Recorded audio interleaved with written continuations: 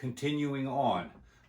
We have two possible routes for a star depending on mass. Now we're talking about stars in their senior citizen years. So if we start with stars between 0.4 and 2 solar masses.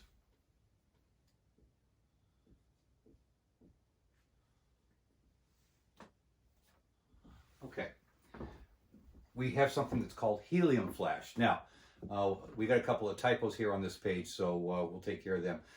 See where it says, when a star is young, cross out young. When a star is old. When a star is old, the helium core is compressed into a crystal-like solid.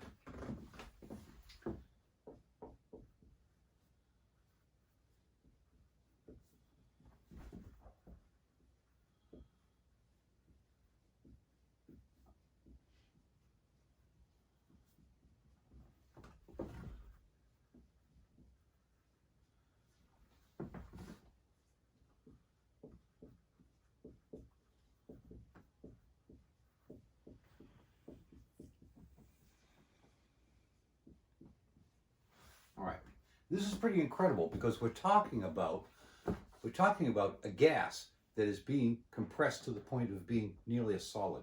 All right, the atoms are completely ionized at this point.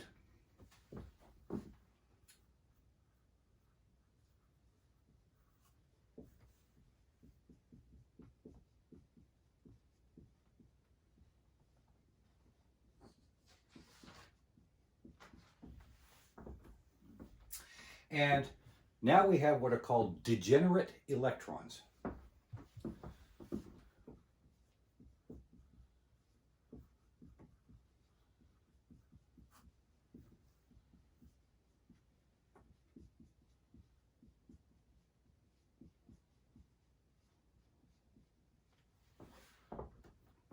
Okay, what are these? Well, these are electrons that are forced into such close proximity that they vibrate faster to stay apart.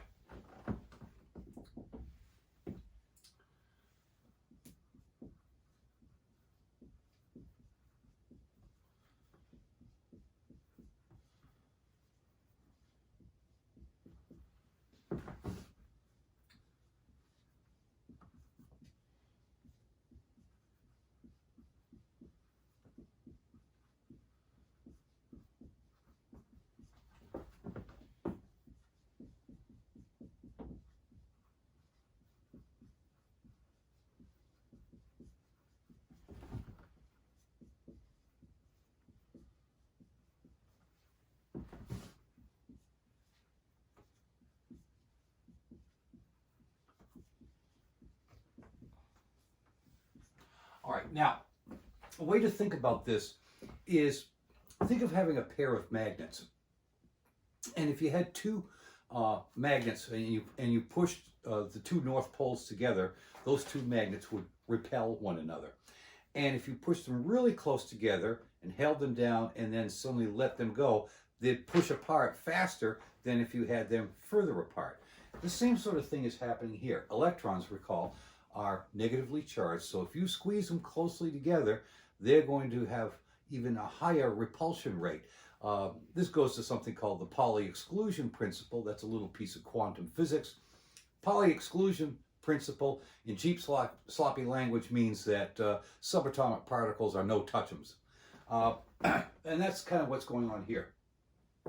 These electrons, this compression has got to the point where the electrons are squeezed right to the nth degree, and they're pushing harder and harder away from each other with higher energy and moving faster accordingly.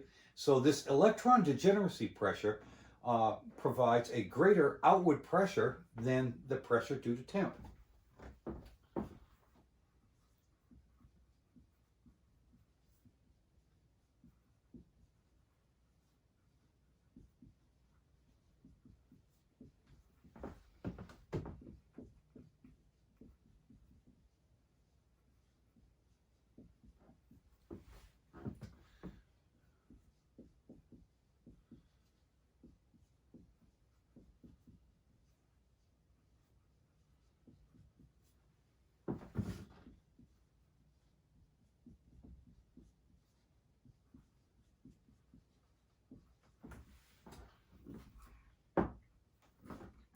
Okay.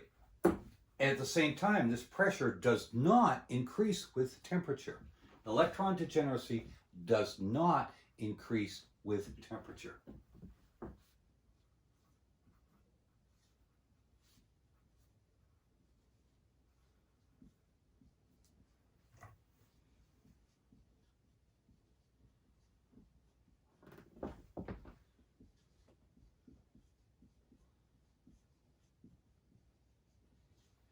Any more than a pair of magnets would repel a pair of magnets would repel one another, whether they were hot or cold. It's irrelevant to temperature.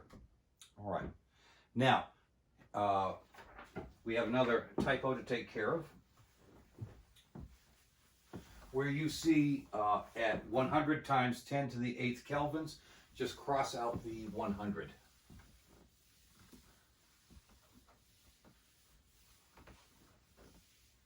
All right, now, at 10 to the 8th kelvins, degenerate helium begins to fuse.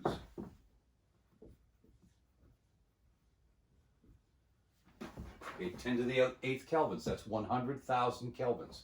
All right, so at 10 to the 8th kelvins,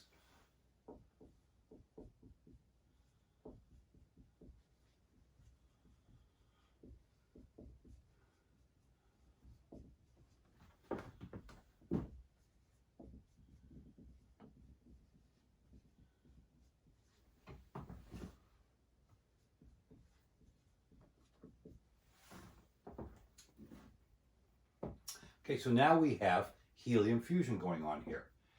The expansion in the core does not occur at first.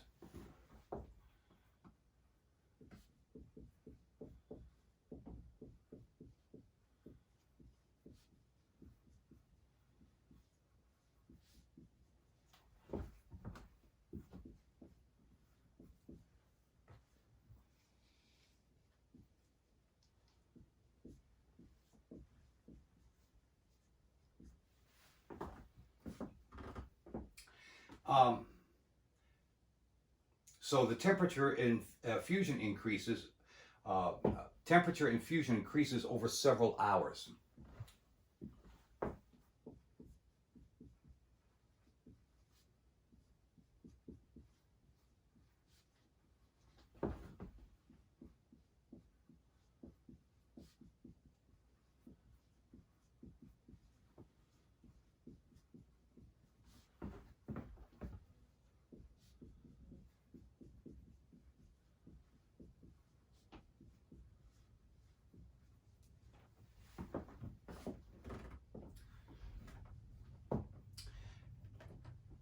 So this whole process here,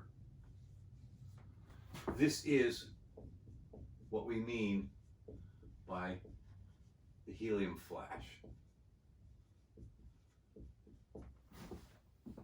Okay, so now that this helium flash has occurred, we do get to a point of an expanding core. That occurs after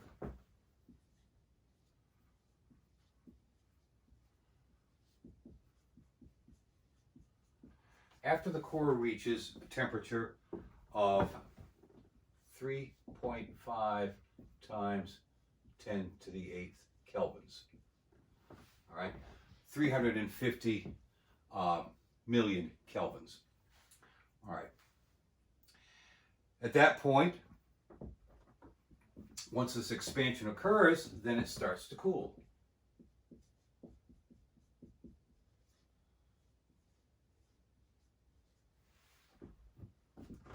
The flow of photons slows.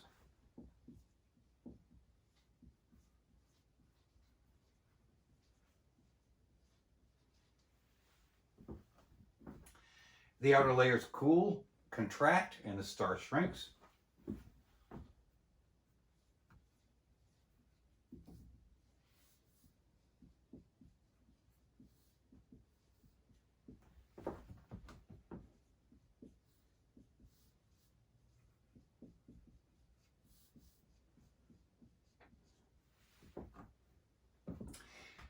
And what we get now is a star that is smaller, yet smaller than the, it was a giant at this point. Remember, the star had expanded to a giant. So now it's shrunk down a little bit from that giant phase. So the star shrinks, and it's smaller. It's still a giant.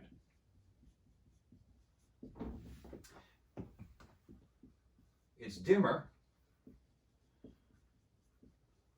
but yet it is hotter.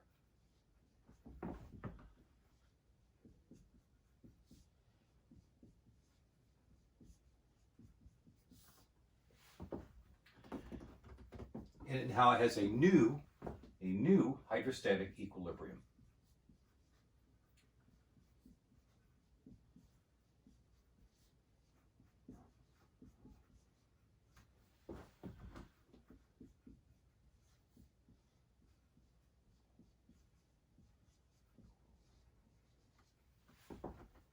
All right. This will happen about, with our star, with the sun, this will happen somewhere around 3 to 4 billion years from now. And yeah, that will cook off the Earth. It will. Okay, but don't worry about it. It's 3 to 4 billion years from now, so you still got to pay your bills. All right, we'll pause here, go on to the next page.